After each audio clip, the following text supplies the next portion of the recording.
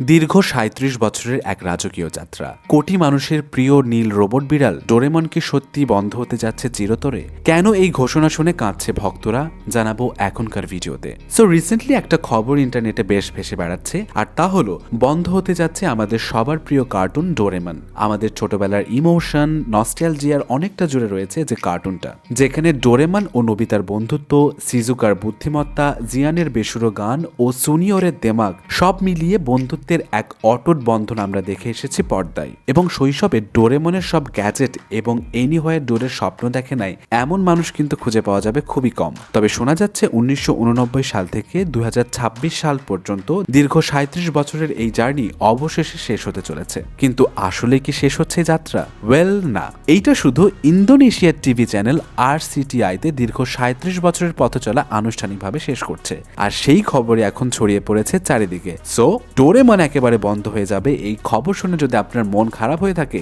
এখন কিন্তু এই খবর শুনে মনটা ভালো করতে পারেন।